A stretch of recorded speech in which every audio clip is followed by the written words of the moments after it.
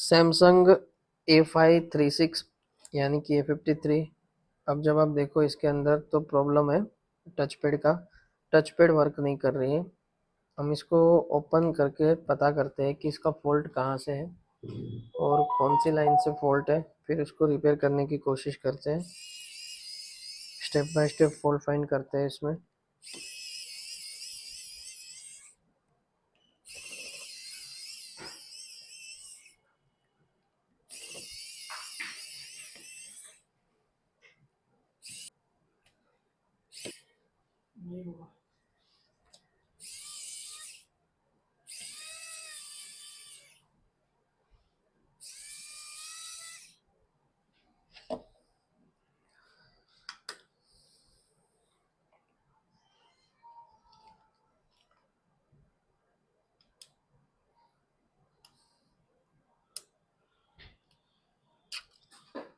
सबसे पहले हम डिस्प्ले कनेक्टर के ऊपर टच पैड की जो लाइन है उसके जीआर चेक करते हैं। सबसे पहले अपना जो ये मॉडल है सैमसंग का ये 536, उसको हम यहाँ पे ब्रोनियो में ओपन करके टच पैड की लाइन चेक कर लेते हैं। तो ये 536, और सबसे पहले हम हार्डवेयर सॉल्यूशन में जाके टच पैड वाली लाइन देखते हैं एक बार।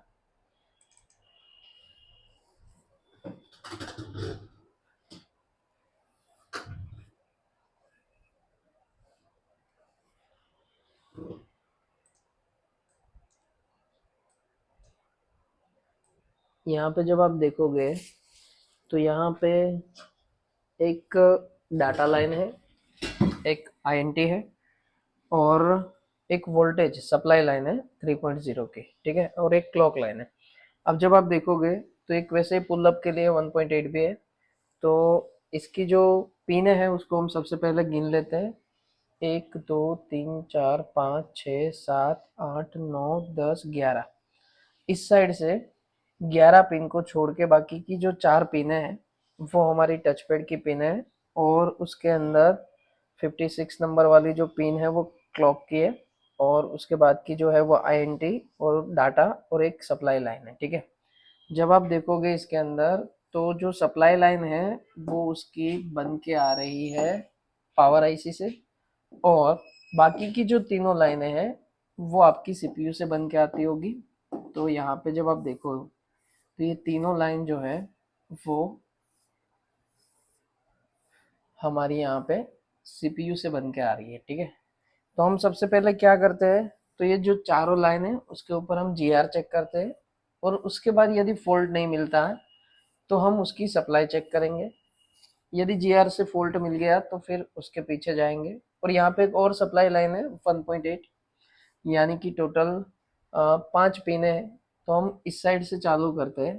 तो यहाँ पे जो बार पिन है वापस एक बार कंफर्म कर ले, 1 2 3 4 5 6 7 8 9 10 11। 11 पिन छोड़ के 12वीं नंबर से 12 13 14 और 15, ठीक है। तो ये चारों लाइन के ऊपर हम सबसे पहले जीआर चेक करते हैं और उसके बाद फिर आगे का काम करते हैं।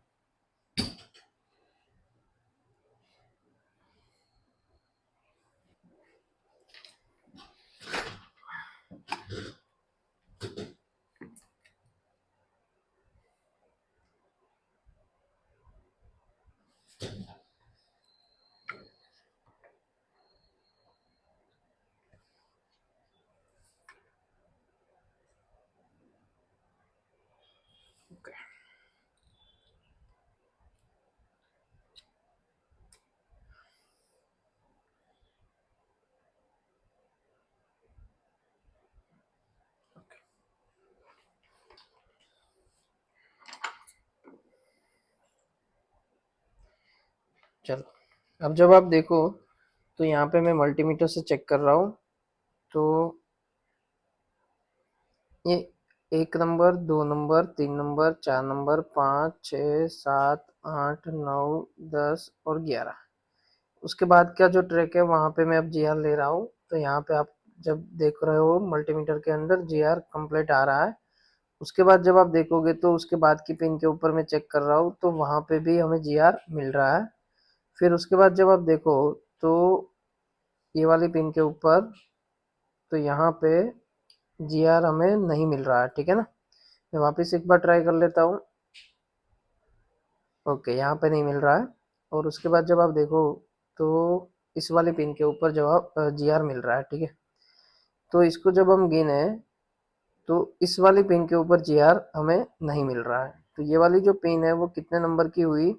तो 1 2 3 4 5 6 7 8 9 10 11 12 13, यानी कि 14 नंबर की पिन हुई। तो हम वापस एक बार बोनियो में देख लेते हैं वो 14 नंबर वाली जो पिन है वो अपनी कौन सी है। शायद डाटा या क्लॉक दोनों में से एक हो सकती है।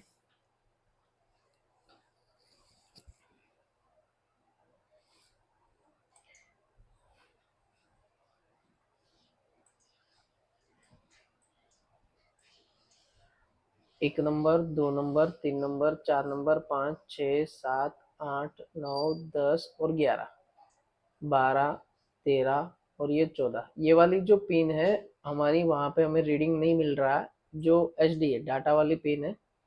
और ये वाली जो पिन है वो आपकी कहाँ से बन के आ रही है? तो CPU से।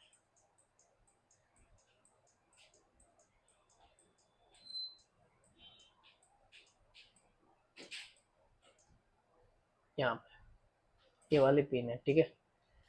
तो इसका मतलब ये है कि ये जो लाइन है या तो हमारी इंटरनल लेयर से टूटी हुई हो सकती है, या तो CPU यहाँ से ड्राई हो सकता है। तो हमें CPU निकाल के फिर इस लाइन को एक बार चेक करना पड़ेगा। यदि यहाँ से हमारे कनेक्टर तक मल्टीमीटर 00 देता है तो फिर हमें सिर्फ रिवॉल्व करके रखना है। लेकिन यदि 00 नहीं देता है तो फिर हमें CPU को निकालने के बाद यहाँ से इस पिन का जंपर निकाल के फिर CPU रखना पड़ेगा, फिर उस जंपर को डिस्प्ले कनेक्टर तक लेके जाना पड़ेगा, ठीक है। यानी कि ये जो लाइन है,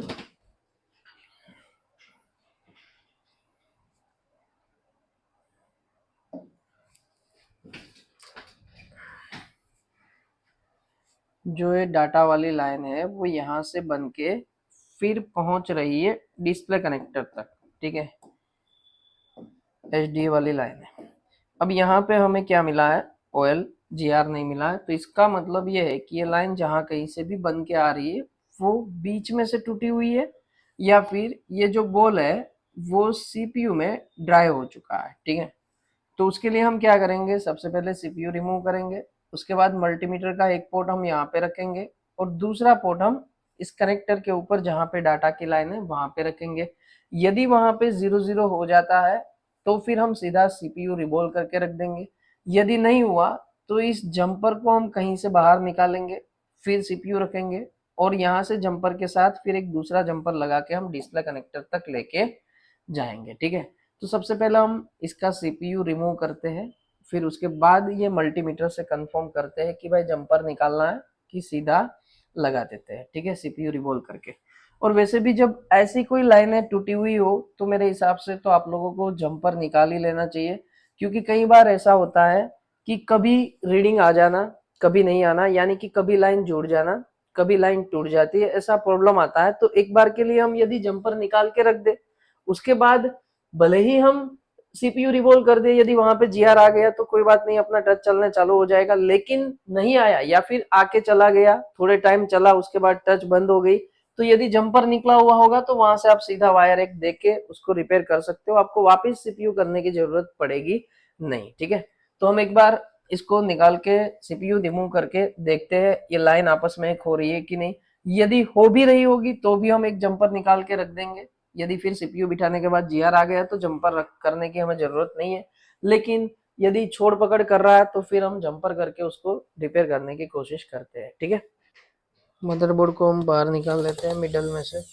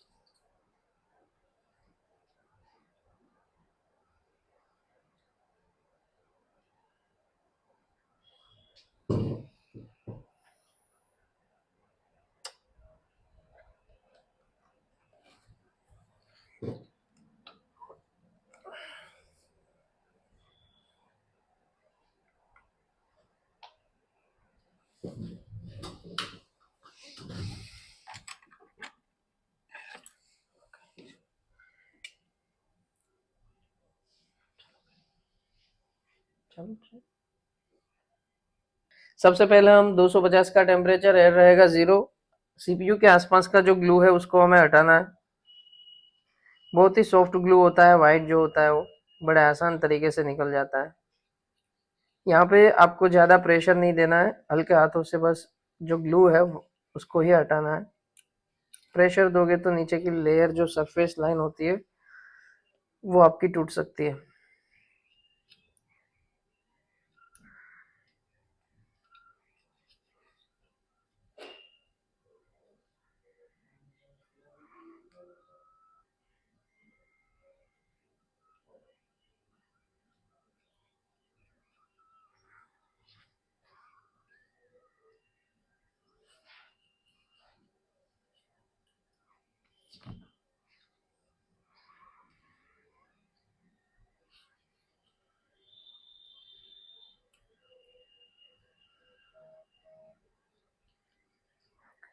यहाँ पे जब आप देखोगे तो सीपीयू के आसपास का जो ग्लू था हमने उसको हटा दिया है।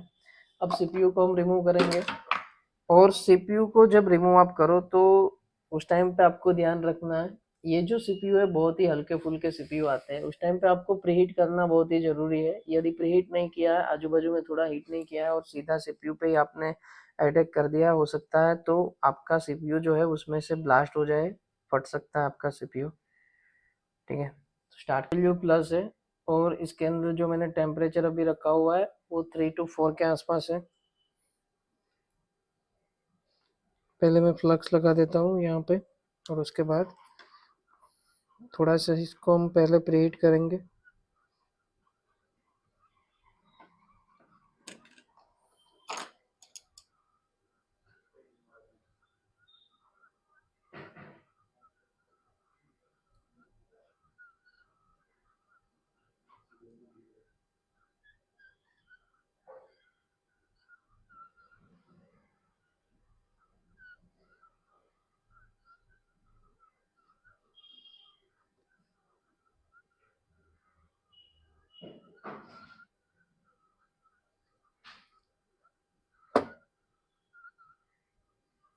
हल्का सा आईसी ओपनर लगा के चेक करना है कि ओपनर अंदर जा रहा है कि नहीं। यदि जा रहा है तो ही हमें इसको थोड़ा प्रेशर करके निकालना है, लेकिन यदि बिल्कुल ही नहीं जा रहा है तो थोड़ा वेट कर लेना है।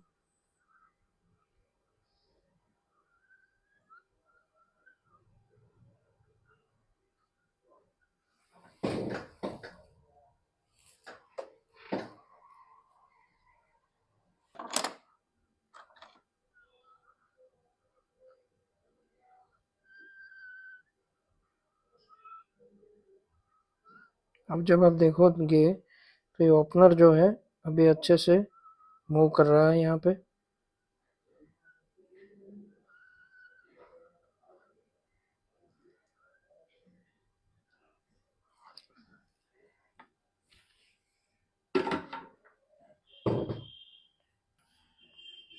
सबसे पहले हम मदरबोर्ड के अंदर फ्लक्स लगा के पीपीडी लगा के इसको लो मेल्ट कर देते हैं और उसके बाद उसका मदरबोर्ड 0 0 करके ग्लू साफ कर देते हैं।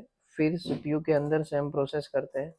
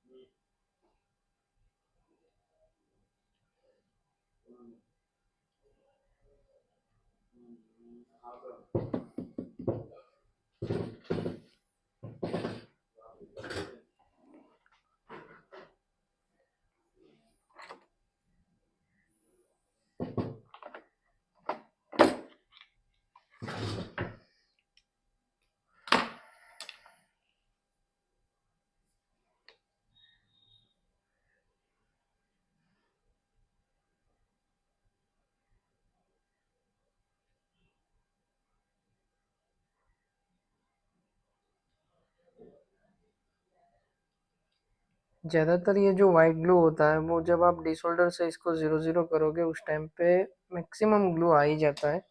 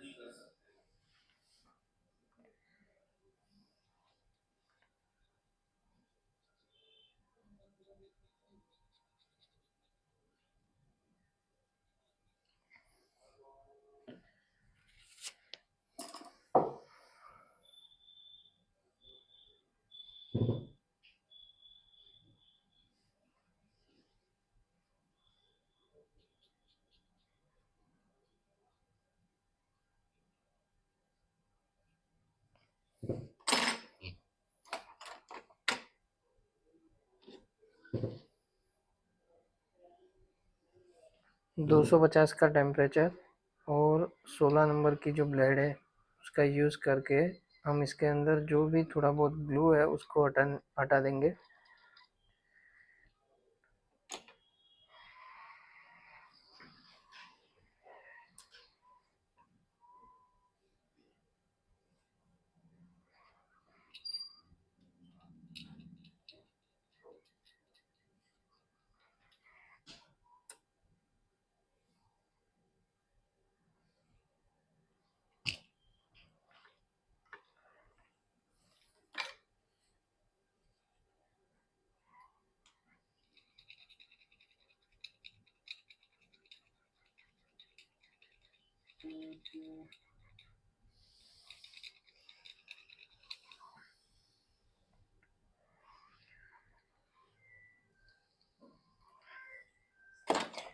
अब एक बार के लिए इसको फाइनल 0 0 करेंगे और उसके बाद जो लाइन हमारी टूट रही थी उसको हम मल्टीमीटर से चेक कर लेते हैं।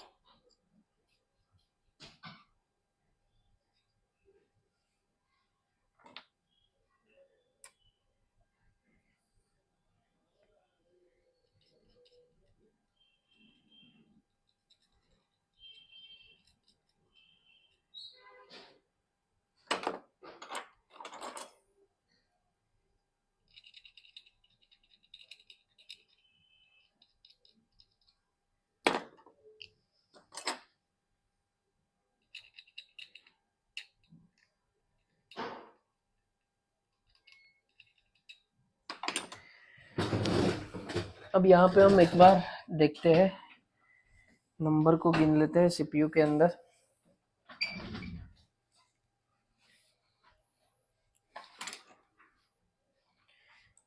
ये लाइन जो थी हमारी वो टूटी हुई थी। इस साइड से जब आप देखोगे तो डाटा वाली लाइन, एचडीए वाली, इस वाली जगह से आप देखोगे तो ये पहली लाइन, दूसरी लाइन और तीसरी लाइन, इस वाली साइड से तीसरी लाइन के अंदर 1 2 3 4 5 और 6 नंबर की पिन, ठीक है।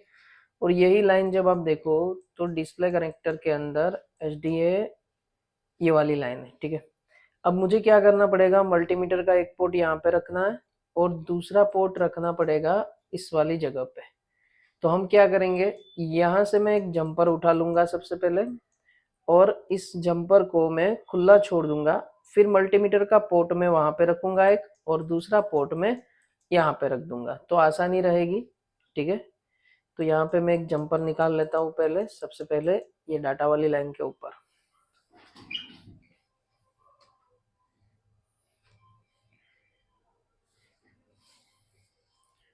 सीपीयू के अंदर हम देख लेते हैं कौन सी है, तीसरी लाइन है, पहली दूसरी और तीसरी में छठी पिन।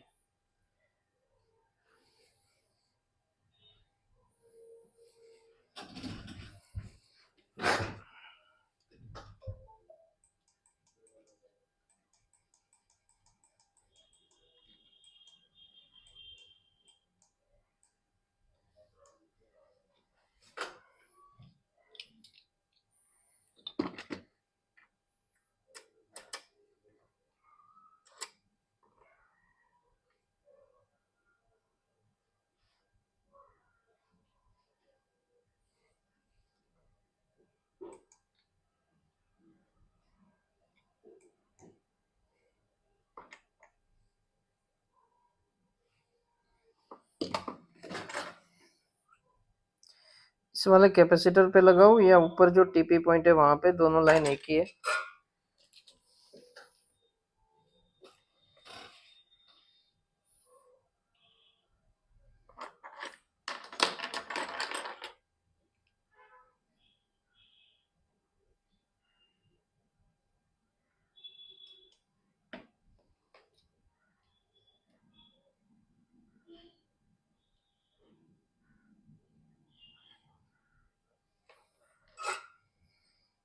दूसरे कोने को थोड़ा लंबा कर देते हैं और उसकी एक साइड से हम स्क्रैच करके वहां पे शोल्डर का एक टप्पा रख देते हैं।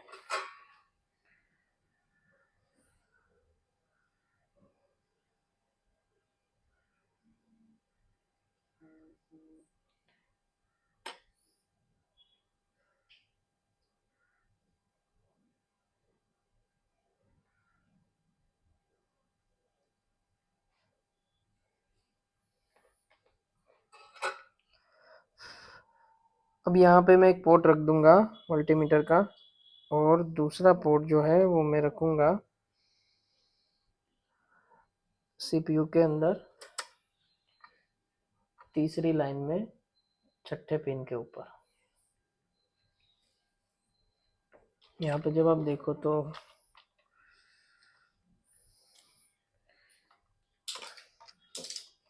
मल्टीमीटर को मैं डायोड मोड में ले लेता हूँ और उसके बाद चेक करते हैं।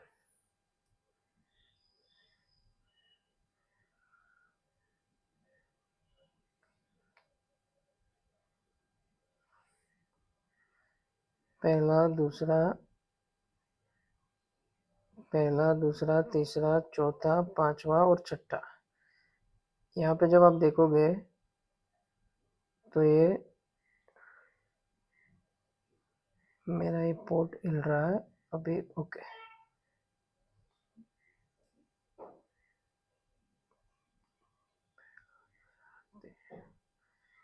पहला दूसरा तीसरा चौथा पांचवा और ये छठा। अब जब आप देखोगे तो इसके अंदर 0 0 नहीं हो रहा है, ठीक है ना। तो इसका मतलब ये होता है कि इसके अंदर ये जो लाइन है वो इंटरनल लेयर से टूटी हुई है। तो अब हम सीपीयू रिबोल करने से सीपीयू रिबोल करके रखेंगे तो अपना जो फॉल्ट है वो सोल्व होने वाला नहीं है। यहाँ पे हमें क्या करना पड़ेगा, यहाँ से एक जंपर को निकालना पड़ेगा बाहर, उसके बाद सीपीयू रखना है और उसके बाद जाके हम फिर इस जंपर को डाटा लाइन के साथ कनेक्ट करके इसको रिपेयर कर सकते हैं। तो यहाँ पे आप जब देखोगे तो ये जो पिन है अपनी वो 6 नंबर की पिन है सीपीयू के अंदर तीसरी लाइन के अंदर।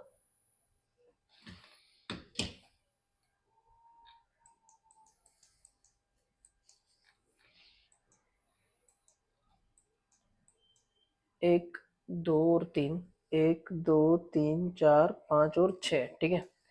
अब मैं ये जंपर जो है वो यहाँ से भी खींच सकता हूँ, इस वाली जगह से भी निकल सकता है और इस वाली जगह से भी निकल सकता है। लेकिन ये डिपेंड करेगा, हमें देखना पड़ेगा। यदि मैं यहाँ से निकालूंगा तो यहाँ पे मुझे देखना पड़ेगा कि ये कौन सी पिन है। यदि मैं इसको एनसी होगा या ग्राउंड होगा तो उस पिन को मैं दबा सकता हूँ, फिर वहां से जंपर ले सकता हूँ।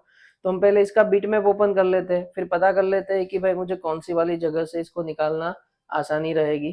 तो यहाँ पे जो अपना मॉडल नंबर था सैमसंग A536, उसका बिटमैप ओपन करते हैं। बिटमैप के अंदर देख के हम फिर पता करेंगे, कंफर्म करेंगे कि भाई हमें कौन से रास्ते से जंपर को निकालना है।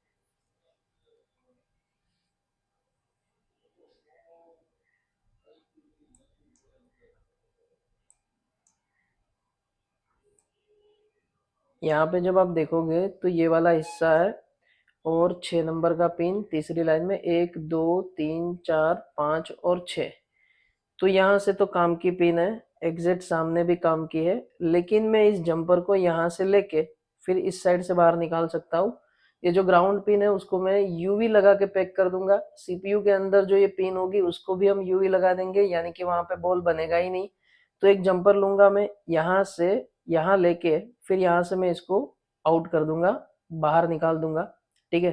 तो पहले हम मदरबोर्ड के अंदर जंपर करके इसको बाहर निकाल देते हैं और उसके बाद सीपीयू का ग्लू कट करके उसको रिबोल करेंगे और इस वाली पिन के ऊपर हम बॉल नहीं बनने देंगे, वहां पे यूवी लगा के सीपीयू के अंदर भी पैक कर देंगे ताकि ये जो अपना जंपर है वो उस ग्राउंड के साथ ज्वाइंट ना हो जाए। और वैसे भी ग्राउंड जो होता है वो कहीं ना कहीं से सीपीयू को मिल जाएगा, इसके अंदर काफी ग्राउंड की पिन है। तो यदि मैं इसको पैक कर दूं तो कोई प्रॉब्लम होने वाला नहीं है, ठीक है। तो यहाँ पे हम सीपीयू के अंदर एक जंपर खींच के उसको बाहर ले लेते हैं।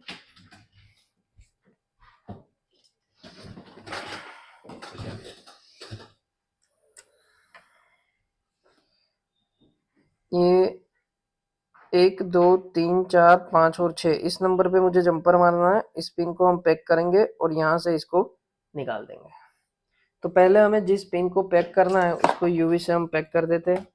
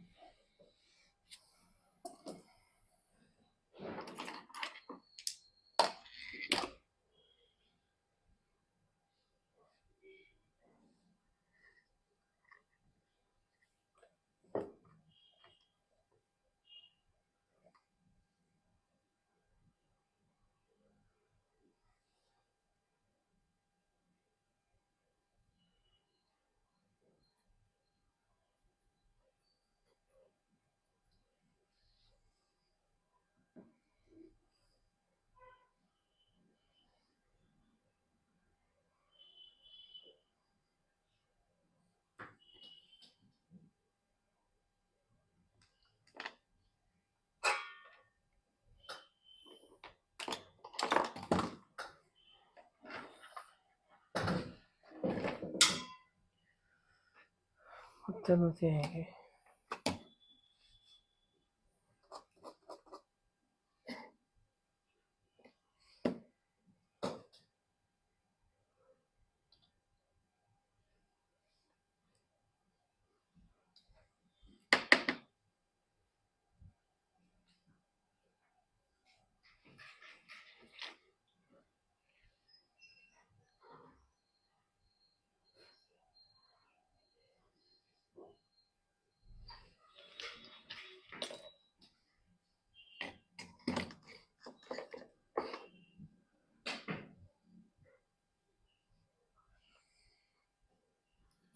यहाँ पे जब आप जंपर करो उस टाइम पे ज़्यादा सोल्डर नहीं होना चाहिए। यदि टप्पा थोड़ा बड़ा है तो सीपीयू बैठने में दिक्कत करेगा। बहुत ही कम सोल्डर होना चाहिए,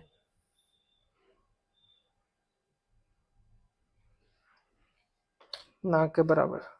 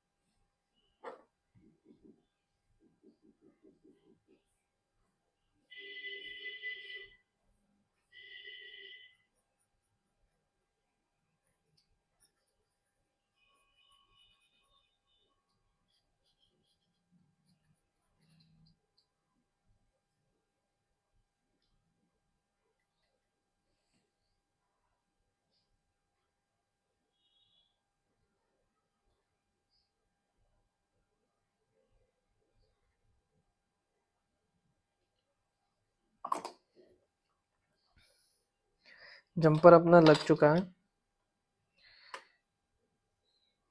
अब हम सीपीयू को जो ब्लू है उसको रिमूव करेंगे और उसके बाद जो ग्राउंड वाली पिन हमने यूवी लगा के बंद किया है वही वाली पिन को हम सीपीयू में भी बंद करेंगे और उसके बाद उसको रिबोल्ड करके फिर फिक्स कर देंगे मदरबोर्ड के साथ।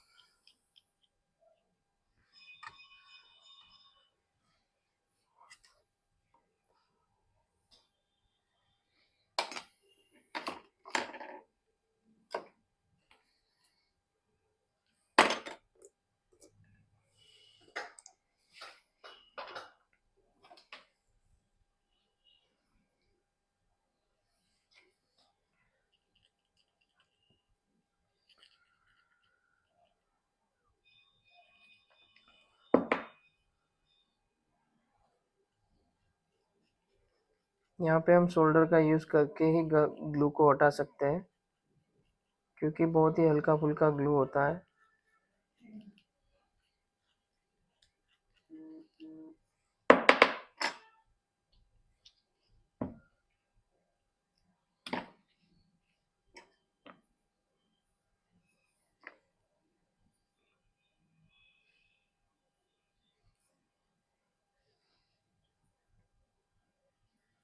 फाइनल एक बार 0 0 कर देते हैं।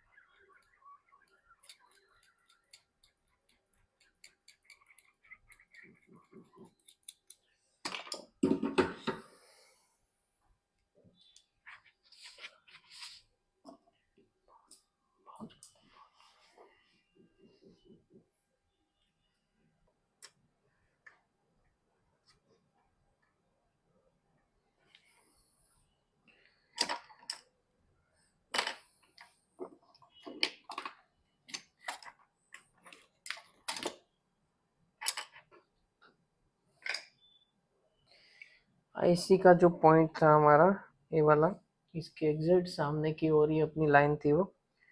तो ये दूसरी लाइन के अंदर पहला, दूसरा, तीसरा, चौथा और पांचवा इस वाले पिन को हमें पैक कर देना है ताकि ये जब हम रिवॉल्व करें उस टाइम पे वहां पे बॉल ना बने।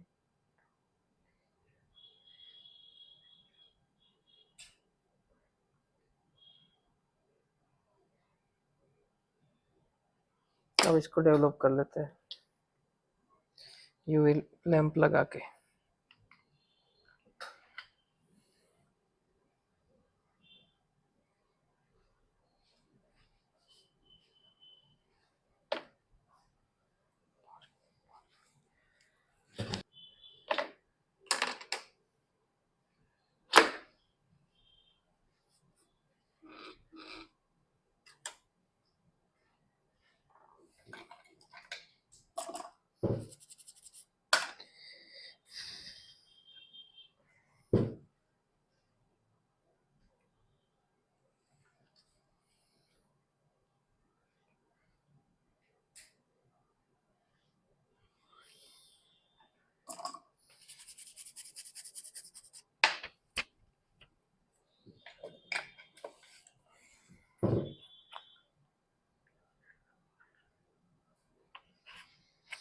पीपीडी यूज़ करता हूँ मैं ज़्यादातर 183।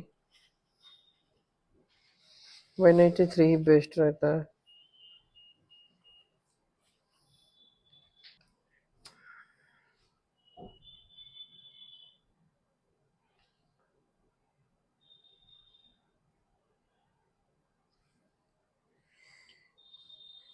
यहाँ पे हमें बिल्कुल प्रेशर नहीं देना है, हल्के हाथों से पीपीडी फिलअप कर देना है। ये हल्का सा भी कचरा रह गया तो कोई एक बॉल नहीं बनेगा, जहाँ पे कचरा होगा वो वाला बॉल नहीं बनेगा। अच्छे से अलाइनमेंट लेके पीपीडी फिलअप करना है।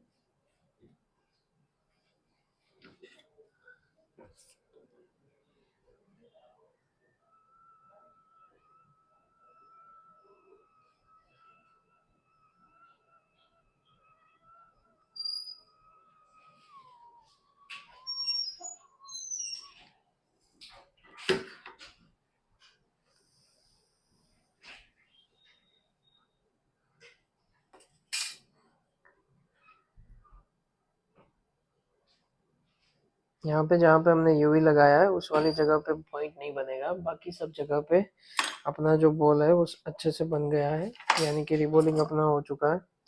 अब इसको फिक्स करना है सीधा मदरबोर्ड के अंदर, और उसके बाद जहाँ पे हमने जम्पर खींचा हुआ है वहाँ पे जीआर चेक करना है। यदि वहाँ पे जीआर अपना आ जाता है तो फिर वहाँ से हम जम्पर खींच के डिस्प्ले कनेक्टर तक दे देंगे डाटा वाली लाइन के ऊपर। वैसे ऑलरेडी मैंने वहाँ से एक जम्पर खींच के वो पॉइंट बना के, हम जब उस लाइन को इंटरनल लेयर से चेक कर रहे थे उस टाइम पे बना के रखा है, उसको मैंने अभी तोड़ा नहीं है, तो उसी के साथ ही हम ज्वाइन मार देंगे इसका।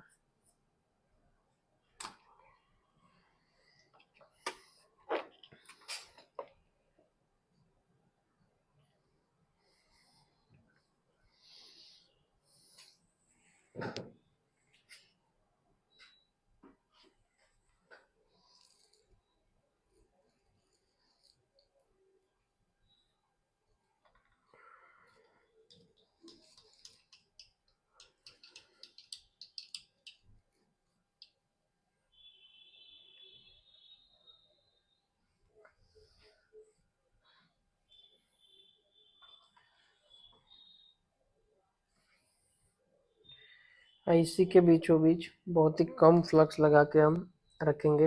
यदि ज़्यादा फ्लक्स यहाँ पे रख दिया तो हो सकता है कि जो आईसी है वो हीट मारने के बाद फ्लक्स पिघलेगा, नीचे तैरना चालू कर देगी इधर से उधर। ठीक है, तो यहाँ पे कम फ्लक्स रखना होता है जब आप बिठाओ उस टाइम पे, और उसके बाद जाके थोड़ा फ्लक्स ज़्यादा देना है, थोड़ा हीट देने के बाद कुछ बॉल अटैच हो जाए उसके बाद। यहाँ पे मैं अलाइनमेंट ले लेता हूँ सीपीयू का पहले।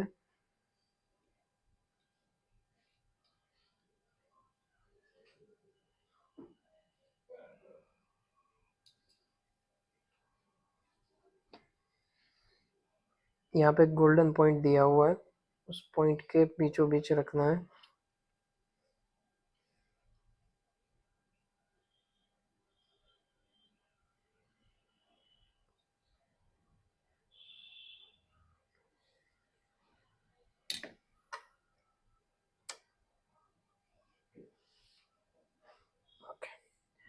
स्टार्टिंग टेम्परेचर अपना रहेगा 300 के आसपास का, 310, 320 या 280 से 320 के बीच में आप रख सकते हो। बीचों बीच रखना है, इसको घुमाना घुमाना नहीं है ज़्यादा। थोड़ी देर के लिए, कम से कम 30-35 सेकंड के लिए आप इसको हीट देते रहो। जैसे ही 30-35 सेकंड होगा तो इसके नीचे कुछ बॉल ऐसे होंगे जो एनसी वगैरह होते हैं, वो ज़्यादातर मेल्ट हो जाते हैं। उसके बाद जाके आप यदि फ्लक्स लगाओ थोड़ा और ज़्यादा तो ये सीपीयू जो है वो तैरेगा नहीं। तो मैं यहाँ पे अब फ्लक्स लगा देता हूँ। अब ये जो फ्लक्स है वो जब एक साथ निकल के बाहर आ जाए तो समझ लीजिएगा कि अपना सीपीयू जो है वो बैठ गया। अब आप टेम्परेचर कर दो 330। 330 पे कोई भी सीपीयू होगा वो बैठ जाएगा यदि रिबोलिंग किया हुआ है तो।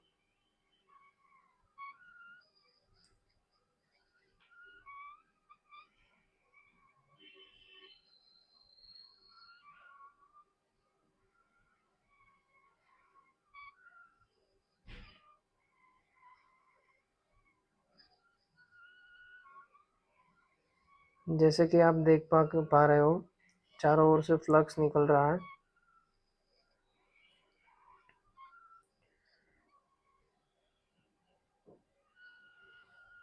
जो है अपना सीपीयू जो है प्रॉपर बैठ चुका है।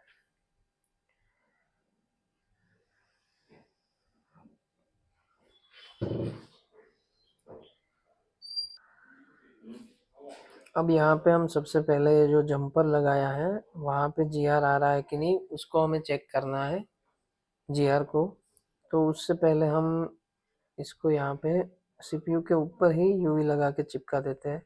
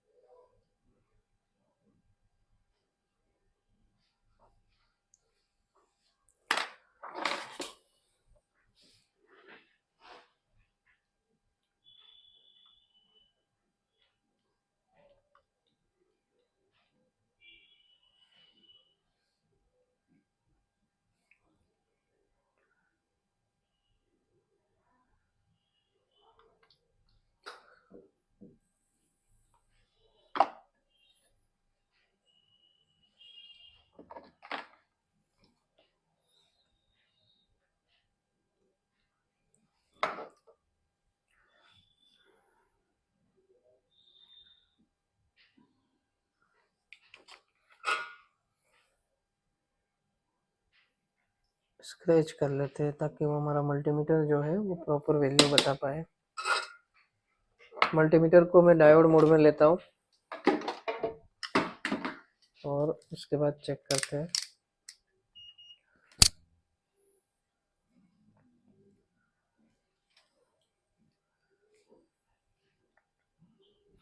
यहाँ पे जब आप देखोगे तो अपना रीडिंग आ चुका है, ठीक है। तो वो जो जंपर मैंने पहले लगा के रखा था उस वाले जंपर को मैं यहाँ पे अटैच कर देता हूँ तो मेरा जो रीडिंग है वहाँ तक पहुँच जाएगा। उसके बाद हम चेक कर लेते हैं टच पैड जो है अपना वर्क प्रॉपर कर रहा है कि नहीं।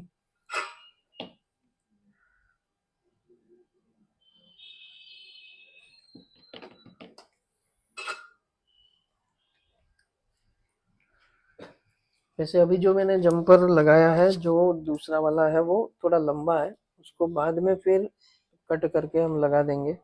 अभी सिर्फ टेस्टिंग पर्पस के लिए मैं ऐसे ही चेक कर लेता हूँ।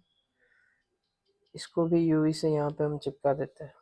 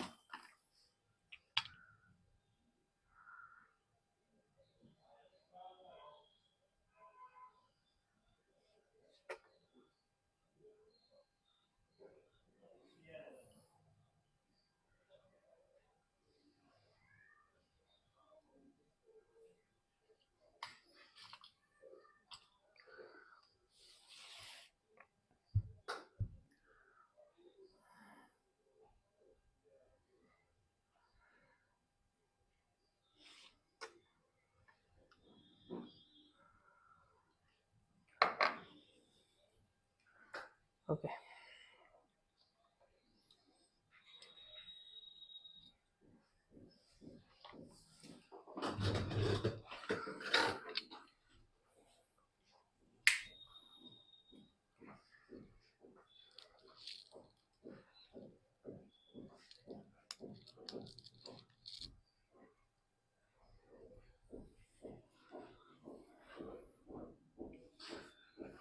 ऑन किया है अभी।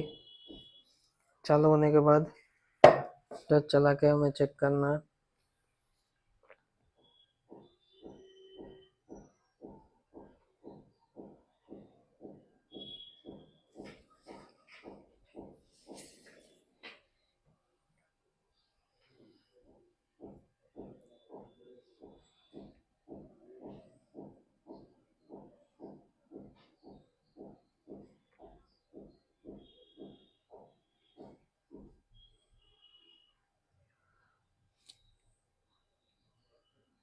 यहाँ पे जब आप देखोगे तो अपना जो प्रॉब्लम था वो बिल्कुल ही सोल्व हो चुका है। जो पहले टच पैड नहीं चल रहा था, अभी इसके अंदर टच वर्क कर रहा है, आप देख सकते हो।